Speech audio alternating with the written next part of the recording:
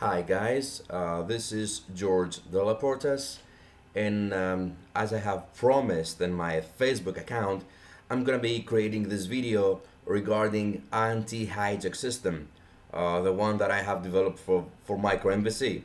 So enough with the introduction, let's get to the chase. So anti-hijack is a system um, involving applying best practices and methodologies regarding how a hacker is trying to steal a session from you. So in that case, we oppose the hacker from actually stealing those sessions. This is how it works.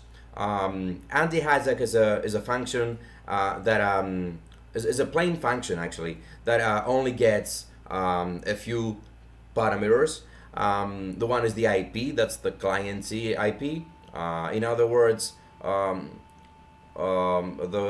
customer who is accessing your website, your web page, or your platform, the agent, which is the agent name, like the browser name, Mozilla, Firefox, Chrome, whatever.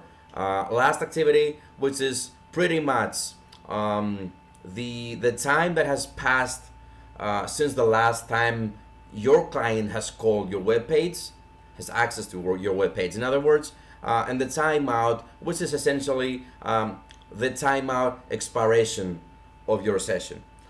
If the session is was accessed before. And then we have two optional parameters, the on attack params and on normal params, which I will explain later down as we move forward.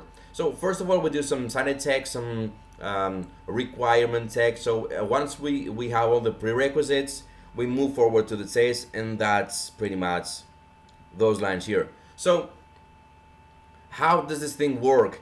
We have the IP, and we check if the client's IP matches the last remote address IP for the session that we are using right now.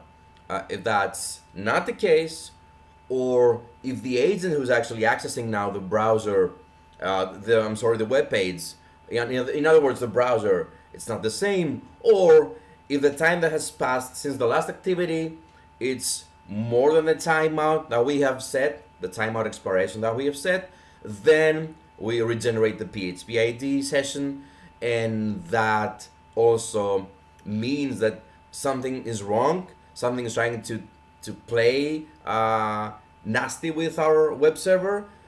So in that case, we can call also a user function, and that's in that case is the attacking callback.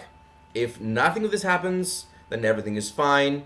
So we just return a false for the developer, and we call the normal parameters. So I use this user function validator, which is essentially a factory function for passing inside parameters. It's actually just a simple two indices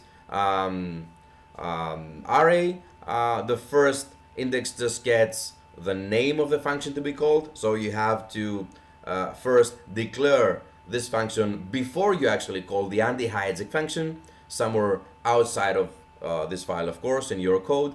And the second one is whatever arguments you want to pass inside this function. So that's pretty much, and let me just show you here so that you get an idea how these things work.